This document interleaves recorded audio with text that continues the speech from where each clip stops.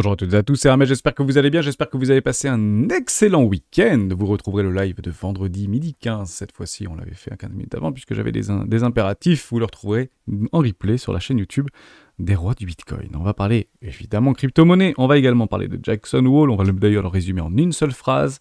Et le titre de cette vidéo sera que les cryptos ne donnent aucun espoir et je m'explique dans cette réflexion. On commence maintenant.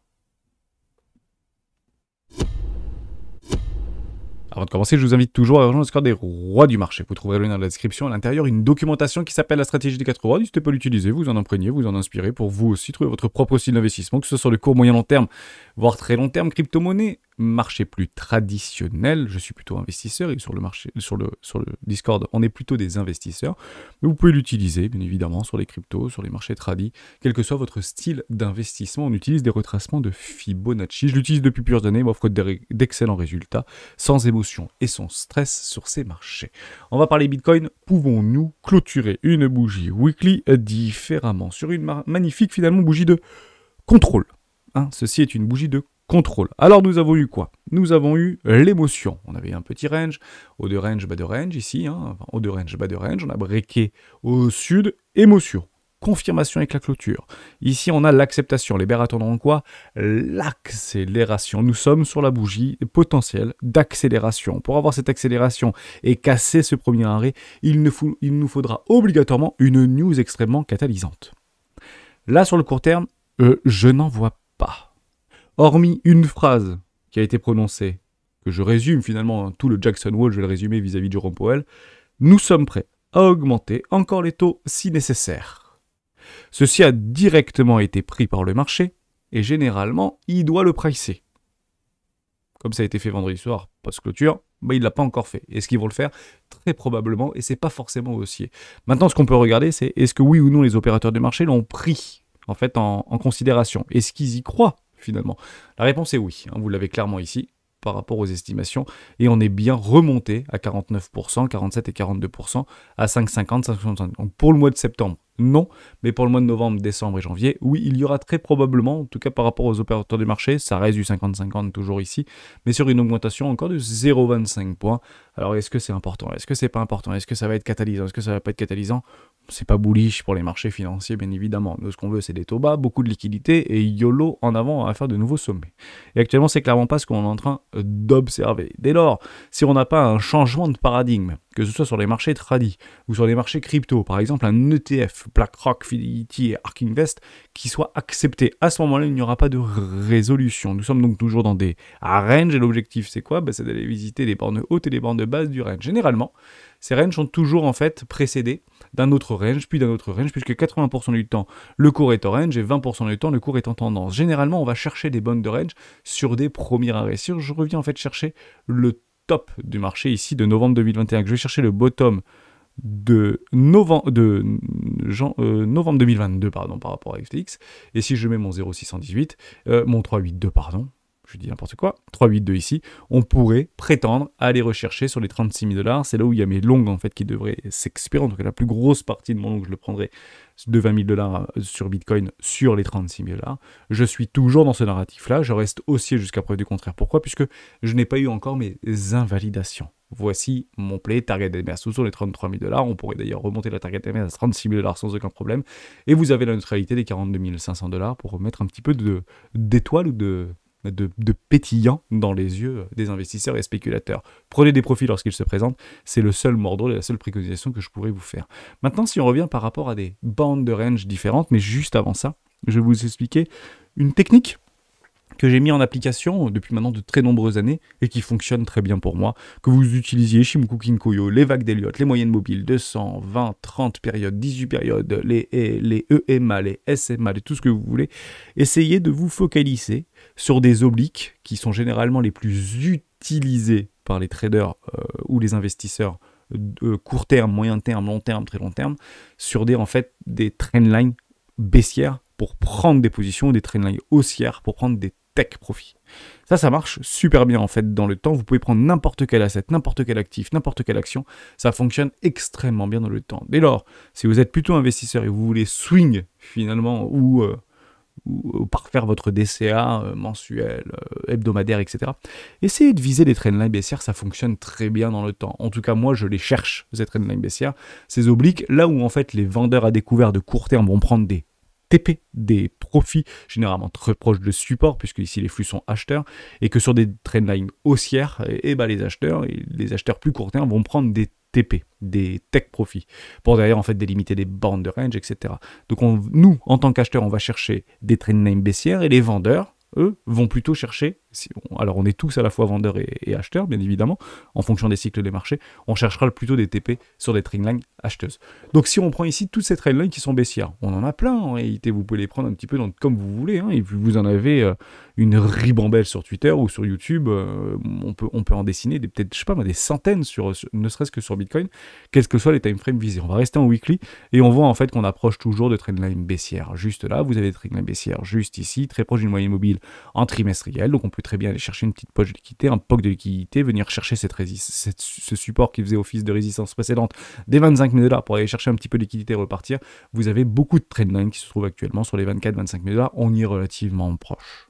Je vais rester en weekly pour pas rentrer nécessairement dans des toutes petites timeframes. Ça ne m'intéresse pas, puisque ce qui m'intéresse, ce sont les clôtures. Et jusqu'à preuve du contraire, la clôture au niveau de Bitcoin est bien faite au-dessus des précédents supports, qui sont au-dessus des 25 000 $. Mais que nous sommes maintenant sans émotion, confirmation, acceptation, et que les vendeurs maintenant chercheront l'accélération et donc attendront la news. Si vous voulez jouer la news, vous l'attendez pas, vous la jouez en amont. Mais c'est difficile de vendre ici, juste au-dessus d'un support. En tout cas, c'est pas la meilleure approche. Si vous voulez, on sera plutôt à l'achat ici plutôt qu'à la vente. Et évidemment, si vous voulez vendre, plutôt en haut du range. Et on nous avait fait en fait cette bande de range haute, on est parti la revisiter, on est parti chercher de la liquidité et on repart sur une bande de range basse. Les range traders vont se positionner ici quoi qu'il arrive. Les vendeurs prendront des TP sur des obliques et sur des trendlines baissières, et les investisseurs vont plutôt swing sur ces trendlines baissières. Et vous les avez en fait précédemment, ici par exemple par rapport au craft de XTX, c'était juste formidable, et honnêtement c'était la plus belle trendline baissière, c'était clairement le POC sur FTX. Alors oui, bien évidemment, si vous n'avez pas les structures, des magnifiques consolidations, et le breakout haussier, c'était quoi le probable ici, dans ce trend? C'est d'aller revisiter la trendline baissière ici, sur les 5 000 $, 6 000 $. Et c'est pour ça que c'est pas étonnant.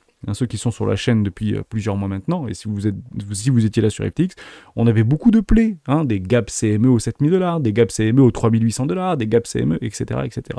Le marché a décidé différemment, il a décidé de faire des arrachements haussiers, donc ceci a été invalidé.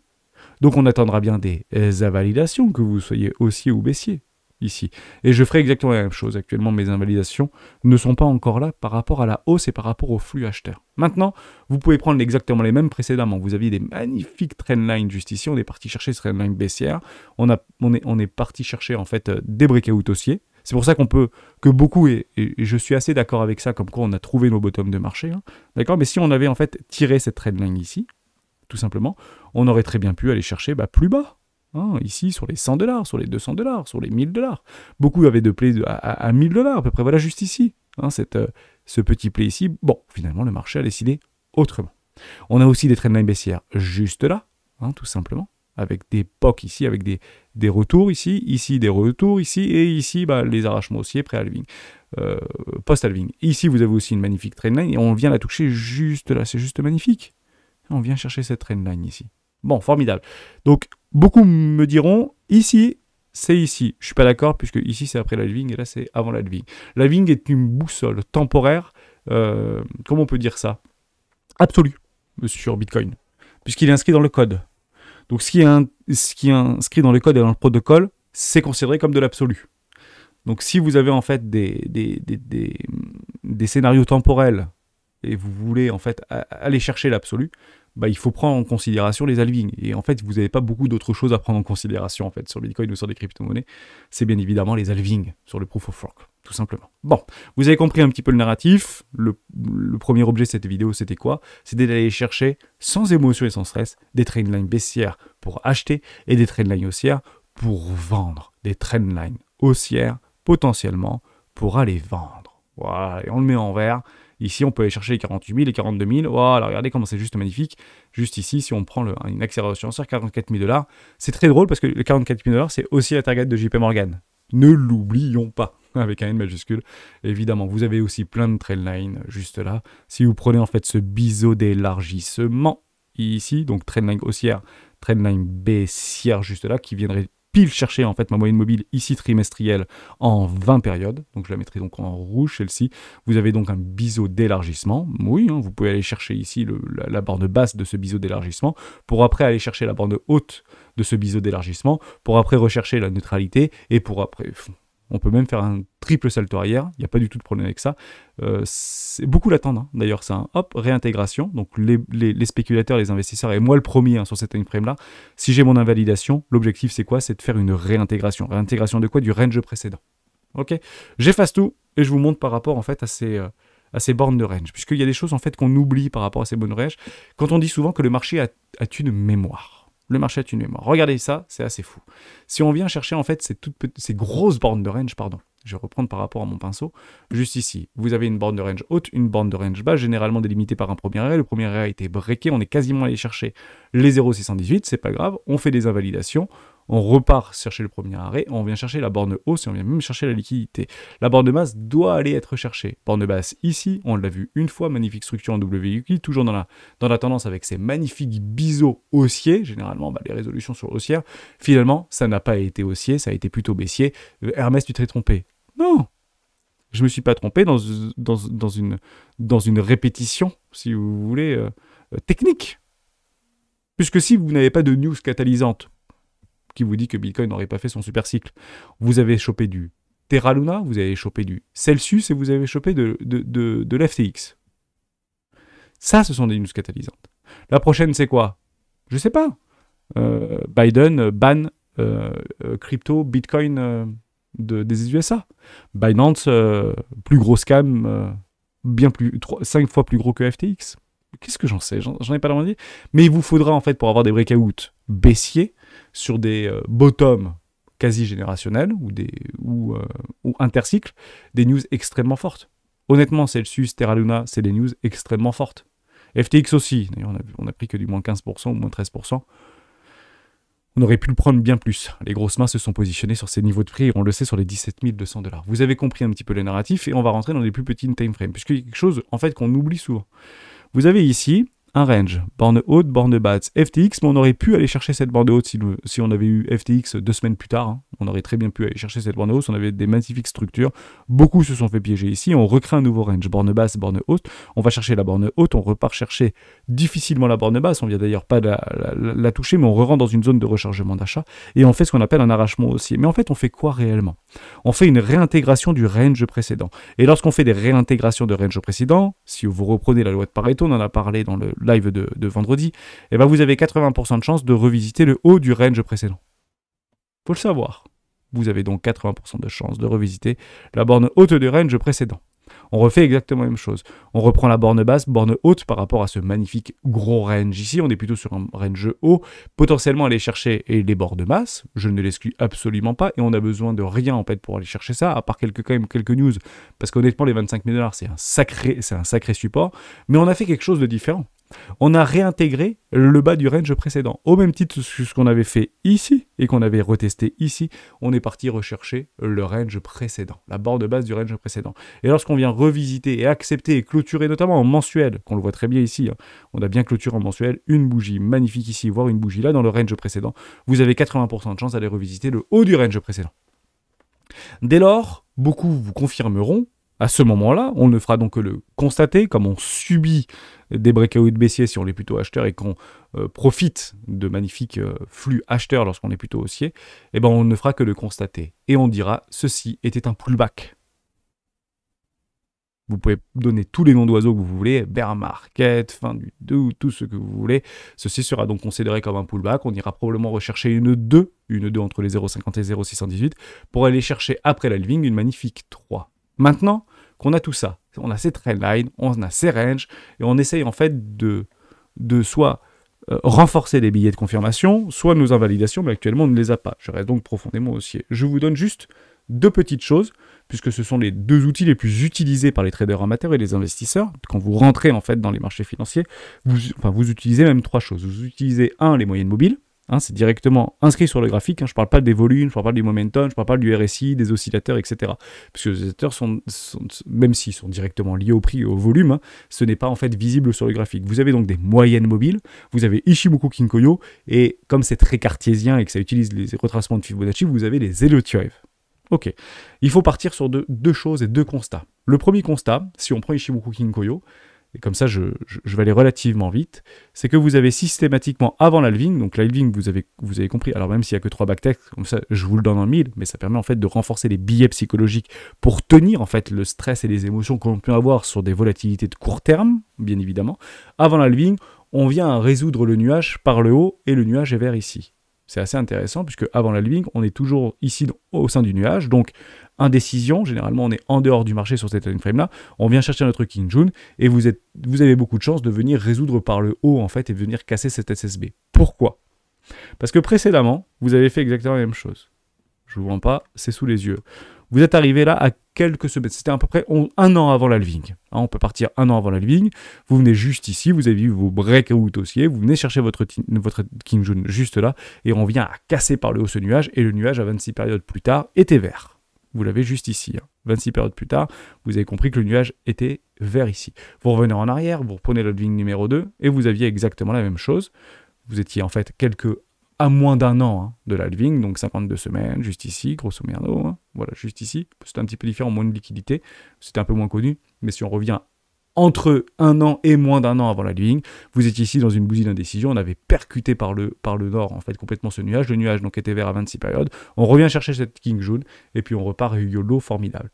Ce qu'on a aussi comme, ça c'est côté Ichimoku Kinkoyo, sur des time frames en weekly, et ça marche plutôt pas mal. Pourquoi serait-ce différent? Ce n'est finalement probablement jamais différent. Vous avez aussi une deuxième fractale. Les fractales sont finalement... On parle beaucoup de fractales. En tant qu'analyste financier, il faut comprendre que les fractales, c'est un côté très spirituel, puisqu'il n'y a rien d'absolu dans les fractales. Ce sont des choses qui semblent répétitives. On arrive à se créer des billets de certitude là-dessus, mais une fractale, en fait, est quelque chose qui est potentiel. Ce n'est jamais, en fait, absolu. Ça semble se reproduire dans le temps. À plus ou moins grande échelle, avec plus ou moins la même similitude de marché, les mêmes sentiment de marché, mais ça reste complètement hypothétique. Hein, il n'y a rien d'absolu et rien de définitif et rien de certain dans des fractales. Vous avez aussi quelque chose qui se répète, et on peut repartir ici de fractales, si vous voulez, par rapport à Ichimoku par rapport aux Elliott Wave. Les Elliott Wave ont une particularité, je vais juste tout bien réeffacer, comme ça j'aurai ce sera un peu plus propre, et j'ai envie de garder mes ranges, si on a besoin de retravailler dessus avant la fin de la vidéo. Vous avez ici, en fait, finalement, une 0, pour aller chercher donc une 1. Pour moi, la 1, je la valide pas encore, mais c'est propre à moi. Peut-être que certains d'entre vous vont la valider, mais moi, je la valide pas encore, cette 1. Hein, d'accord? Vous avez donc cherché une 2, et on vient systématiquement chercher une 2 avant l'halving. On va chercher une 3, on va chercher une 4, on va chercher une 5, YOLO, avec des 5 d'extension, si vous voulez. Hein. Je vous la donne en 1000. Hein. La banque d'extension, on va chercher 200 000 $. Vous avez compris. Alors, je ne vais pas mettre mes retracements Fibo parce que vous savez que si on vient prendre une 1 ici et on va chercher le bas de 2, vous avez les 1 618, 2 510, 3 618 et plus rarement les 4 618 pour une 4 pour aller chercher les 120 000 $. Déjà, si on vient aller chercher la borne haute sur les 56 000 $, 57 000 $, c'est plutôt pas mal pour cette magnifique petite 3 ici. Et je ne suis pas en logarithmique, mais vous avez compris un peu l'idée. Les deux sont, enfin, 1, 2, 3, 4, 5 dans des plus grandes 1, 2, 3, 4, 5 et vous avez compris que ici, vous aviez potentiellement une 1, une 2, une 3 et une 4, une 5 potentielle. Donc certains diront, mais si, c'est bon, il y avait ici une 3, une 4 et la 5 est terminée, donc maintenant on va chercher une 2. Oui, pourquoi pas, on ne fera que les constater, c'est toujours la même chose. Néanmoins, si vous restez en fait dans weekly, vous avez toujours la même chose. Vous avez une 1, ici, une 2. On aurait bien pu croire que c'était ici la 2, mais malheureusement le marché décide. Mais on ne vient pas remettre en cause en fait les bonhommes de marché, et on fait une 2 avant l'halving et YOLO 3 et 4. On revient précédemment et on fait exactement la même chose. Vous avez toujours une 2, une fin de 2, avant l'halving. C'est ça, des fractales. Et c'est comme ça qu'on arrive en fait à renforcer des billets, une 1, potentiellement une 2, une 3, une 4 et une 5 par extension. Vous êtes parti la chercher relativement, on aurait pu faire ça également. 1, 2, 3, 4 et 5 par extension qui est parti chercher la stratosphère. Parce qu'on est passé de 200 $ à un peu plus, comme vous pouvez bien sûr l'imaginer. Donc on est ici pour aller chercher ça, on est donc ici pour aller chercher ça, et ben on est exactement pas encore là pour aller chercher ça. Ok? Donc oui, je reste dans mon scénario où je pense qu'on va faire des breakouts haussiers, mais c'est très personnel, je pense que ce sera un exit pump, personnellement, je ne pense pas qu'on va continuer à repartir et puis faire de nouveaux plus haut, mais ce sera encore une fois catalysé. Pourquoi pas un premier ETF spot qui sera validé. Ça cassera donc des résistances, spot validé, cassera les résistances, ou autre chose. Hein. Elon Musk achète pour 10 milliards de dollars de Bitcoin, j'en ai pas la moindre idée. Ou malheureusement des très mauvaises nouvelles qui pourraient casser les résistances, et s'il y a une très très mauvaise nouvelle, on viendrait casser les supports, et on viendrait même casser les supports générationnels, ce qui en fait ne se sera jamais produit précédemment. Mais Bitcoin fait bien évidemment tout ce qu'il veut.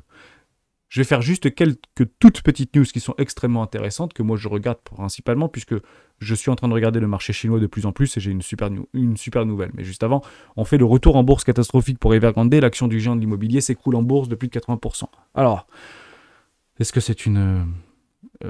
grand point d'interrogation. Est-ce que c'est une surprise pour quelqu'un ? Non, on n'achète pas ce truc, on n'achète pas la mort, on s'en fiche. Maintenant, vous avez compris que Evergrande égale perte de confiance. Oui. Perte de confiance. On sort en fait, les derniers investisseurs, les traders prennent leur position pour pouvoir sortir, mais ça va finir à 0 ou à 0,0001. J'en sais rien si ça va encore naître, même si ça vient à nationaliser, puisque au fond, tous ces trucs-là sont quand même nationalisés par le parti chinois. C'est mort. Perte de confiance. Donc si vous voyez en fait des Celsius qui souhaitent repartir avec de nouvelles ailes, si vous avez du FTX qui veulent repartir avec des nouvelles ailes, etc., pour dire on relance FTX, conneries, sortez de là, et puis si vous avez la possibilité de prendre votre journée à beaucoup, partez du principe que beaucoup le feront avant vous. Donc on ne conserve pas ce type de choses, on l'oublie tout simplement. Sauf si vous avez une latéralisation de je ne sais pas combien d'années, et que vous pouvez repartir. Je vais vous en parler d'ailleurs, d'une forme de perte de confiance, c'est Orange. En fait, je vous donne juste ça en mille. Tout ce qu'on voit sur des Evergrande, tout ce qu'on voit sur des actions qui sont parties sur les plus bas, etc., en fait, le plus probable, c'est très malheureux à dire, hein, le plus probable, c'est ça. C'est de voir en fait un truc qui latéralise, sans pour autant casser les précédents plus bas, d'accord, mais qui latéralise pendant des années. Donc ceci retrouve doucement la confiance. Vous avez un taux de rendement de 6 à 7% par an. C'est quand même pas mal en termes de bénéfices par action, c'est même beaucoup, hein, c'est clairement, c'est bien, hein. Honnêtement, Orange est une très bonne action, c'est beaucoup de cash flow, peu d'endettement, ça fonctionne plutôt bien, c'est très résilient, ça essuie une bonne image de marque, mais bon, clairement par rapport à la bulle des .com, vous avez compris un petit peu l'idée, mais c'est ça qu'on attend en fait. Si Evergrande devait en fait repartir en bourse, etc., et retrouver des capitaux, retrouver une force de confiance, voilà ce qu'on attend sur Evergrande. Honnêtement, vous avez envie de vous bloquer pendant 20 ans là-dedans ? Non. Zappez ce type de choses. Zappez-le. Voilà, en tout cas, c'est... alors, c'est pas pour ça que j'ai pas de l'action Orange. L'action Orange pour différentes raisons, mais qui sont plus personnelles, et ça file quand même 7% de rendement. Et ça a des reins réellement solides. Donc ça, c'était la première chose. Deuxième chose quand même qui est très intéressant, c'est la Chine, cette nouvelle mesure de Pékin pour tenter de redynamiser son économie. Donc il est passé en fait... Alors, déjà, ça m'a fait beaucoup sourire parce que j'étais... très dans l'attente de savoir quelle était cette magnifique mesure de Pékin pour redynamiser son économie. On parle pas de rien quand même, on parle de son économie. C'est juste incroyable. Alors que son miracle semble s'arrêter, la Chine a annoncé la réduction de moitié sur les taxes sur les transactions boursières. Ouais. Bon, on a compris que la Chine était en recherche de capitaux. Ça, il n'y a pas de problème. Mais de là, redynamiser son économie en parlant du marché secondaire, ça me fait quand même doucement sourire. Parce que personne ne va acheter son action. Maintenant, ça s'était déjà produit dans le passé. Et vous savez quand est-ce que la Chine avait décidé de réduire, je pense qu'il devrait le mettre à 0 personnellement, même si on n'y est pas très loin, la taxe sur les transactions boursières, je pense qu'on devrait la mettre c'est pas ce que je veux dire, c'est la taxe sur avant 2008 était à 3%. Et c'est passé de 3% à 1%. Et maintenant, c'est passé de 1% à 0,5%. Donc on a enlevé 70% en 2008, et là on rediminue de 50% au niveau de la taxe sur les transactions financières. Je ne vois pas en quoi ça va redynamiser l'économie, pour être tout à fait honnête avec vous, sauf que pour sauver quelques entreprises zombies. Pourquoi pas Evergrande, mais j'en doute très fortement. Donc ça reste plutôt pertinent. Pertinent pour qui ? Bah pour nous ! Pour nous, spéculateurs, investisseurs, qui souhaitent tout simplement aller chercher quelques super actions pour pouvoir retrouver en fait en amont beaucoup de nouveaux capitaux qui devraient arriver sur les marchés chinois s'ils relancent quand même la planche à billets un peu plus fortement qu'ils ne le font déjà. Ok, ça c'est super important. Après, on avait réussi la bourse, ok, bon, ça c'était exactement la même chose, pas de problème avec ça. Il y a aussi une autre news, et je finirai là-dessus, qui a beaucoup fait tourner, c'est par rapport à BlackRock, on en parle beaucoup, que BlackRock serait un actionnaire principal, majoritaire, important, hein, clairement au conseil d'administration. Vous imaginez bien que BlackRock, qui est investi quelque part, il est souvent au conseil d'administration, des 5 plus grosses sur les 6 plus grosses, en fait, entreprises de mining du monde.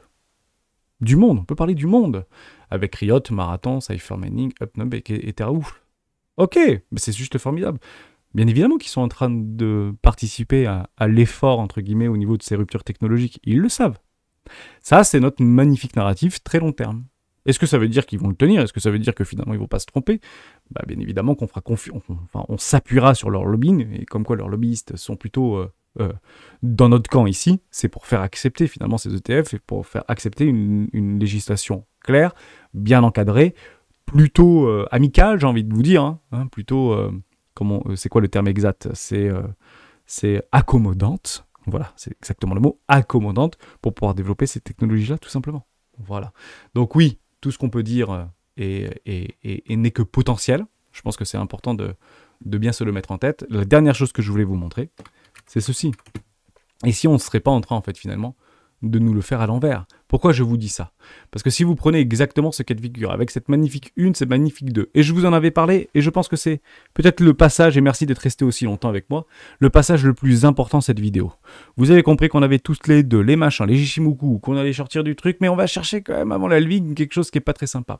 Et si on nous la faisait tout simplement à l'envers? Et je vous le montre, parce que peut-être que ça, vous l'avez pas vu. Et moi, je le regarde. Regardez ça. On peut regarder un truc un peu comme ça. Voilà. Mais pourquoi il ne nous la ferait pas tout simplement à l'envers? Regardez ce petit truc qui est juste magnifique. Voilà. Ceci. Et si on n'était pas tout simplement là-dedans, avec un tout petit peu plus de temps? Ce serait quoi ça en fait, réellement? Voilà, je peux mettre un peu comme ça. Voilà. Alors c'est pas forcément 2026, etc. Vous avez compris un peu le truc. Ici, vous avez en fait le price action par rapport à l'ETF Bitcoin qui sera complètement pris. Hein. Pour moi, je suis toujours dans ce buy the rumor, sell the news. Jusqu'à preuve du contraire, je n'ai pas encore mon invalidation, donc je reste dans ce buy the rumor, sell the news. On va chercher au niveau de la living parce que vous avez en fait les derniers trucs au niveau de l'ETF, BlackRock, Fidelity, ARK Invest, etc., qui seraient validés en avril. Vous avez la living, buy the rumor, sell the news, c'est exactement ce qui s'était passé très proche d'ici, pour le coup. Sell the news, mais ça aurait pu, le crack Covid, il aurait pu avoir 2 mois de retard. 2 mois après, c'était pas vraiment grave. D'ailleurs, on va vraiment chercher les bas-fonds du désespoir. D'ailleurs, on revient chercher le haut du range, et puis on repart chercher ce bas du range pour pouvoir breaker au nord. À quel moment on a ça, en fait? À quel moment on a ça? Si tous ceux qui sont là sont certains que ça fait ça. Voilà, je vous le dis juste en mille. Si tout le monde est OK pour dire que Bitcoin va faire ça, à ce moment-là, ça ne se passera pas. Ça se passera plutôt comme ça. Manipulation de marché et YOLO. On ira chercher tout le monde très rapidement et très fortement. Donc on ira chercher nos 12 000 $ ou combler les gaps de 7 000 $. Voilà, on ira combler tous nos gaps CME qui sont actuellement sur ces équilibres de marché. Ça peut être aussi un buy Bitcoin des USA, c'est assez fort, mais il faut que la majorité n'y croit pas. Il faut vraiment que, dans notre esprit, il faut qu'on soit très haussier pour que ce type de choses se passe. Par contre, si c'est très baissier, parce que on a potentiellement les États-Unis qui vont sortir du Bitcoin, je dis une bêtise, on sera plutôt là-dedans, ou on aura tout ce que vous voulez, la Chine... prison à vie pour les mineurs de Bitcoin, ou j'en sais rien, mais vraiment une vraie vendetta en fait sur Bitcoin. À ce moment-là, le turfu peut pour complètement en fait se redynamiser pour aller nous chercher de nouveaux sommets. Je pense que c'est ça le plus important. Je pense qu'il faut qu'une majorité des personnes soient choquées pour faire de nouveaux sommets. Il faut que la majorité soit choquée pour faire de nouveaux sommets. Et actuellement, qu'on le veuille ou non, et moi le premier, j'ai de l'espoir. J'ai de l'espoir de voir mes 36 000 $, ma target d'Hermès ou mes 42 500 $. Et Bitcoin a tendance à ne laisser aucun espoir, que ce soit à moi, que ce soit à vous, que ce soit à tous les autres. Ce sont des gros qui se battent contre les gros. Et bien évidemment que ces énormes-là, BlackRock, ARK ou qui vous voulez, ont la même idée que nous, c'est d'acheter le Bitcoin le moins cher possible pour le revendre le plus cher possible, tout simplement. Regardez un petit peu ces fractales, regardez un petit peu tout ça, mais si c'était pas finalement si indifférent de ce qu'on a pu voir précédemment. Alors on peut faire des choses comme ça, on peut même faire des choses comme ça. Hein. Dans l'idée de se le faire un petit peu à l'envers, ça peut être aussi des trucs un peu comme ça. Hein. Vous voyez un peu le turfu, quoi. On va chercher les espèces de grands trucs, on cherche un nouveau sommet, on repart, on va chercher des... Et puis on repart pour faire des plus bas, pour aller chercher tous ces gaps CME. Garder du cash pour ce type de choses. On ne sait pas ce que l'avenir nous réserve. La seule chose qu'on sait, c'est que philosophiquement, c'est stable. Le protocole tient, le protocole n'a jamais été hacké. Mais pour les bitcoiners qui sont aujourd'hui sur ce marché et qui ne vendent pas, partez du principe qu'ils ne vendront pas à 10 000 comme à 7 000 $. Il n'y a que nous, du court terme. Et on le voit très bien sur Glassnode, où en fait, les spéculateurs de court terme et les investisseurs de court terme vendent leur bitcoin, alors que les investisseurs de très long terme, donc plus de 6 mois, continuent à accumuler du bitcoin. Donc c'est pas différent des... J'ai pas envie de vous faire peur en vous montrant ça, parce que c'est de la prédictif et c'est du farfelu. Ce que j'ai juste envie de vous dire, c'est que si vous voulez avoir vos magnifiques breakout haussiers, il faut que le marché soit choqué. Choqué, bien que nous soyons pas très très nombreux sur ce marché, et on peut continuer à faire des loopings ou des doubles supérieurs arrière avant d'aller chercher de nouveaux ATH. Mais des lignes, elles sont très claires, c'est fin 2024. Si on n'est pas aux nouveaux ATH fin 2024, je me pose une question assez forte par rapport à toute la cyclicité, la chronologie et la temporalité du marché que Bitcoin nous a lui-même imposé. On en reparlera dans la semaine avec grand plaisir. J'espère que vous avez apprécié cette vidéo. On se retrouve demain dans une prochaine vidéo de Bitcoin. Ciao.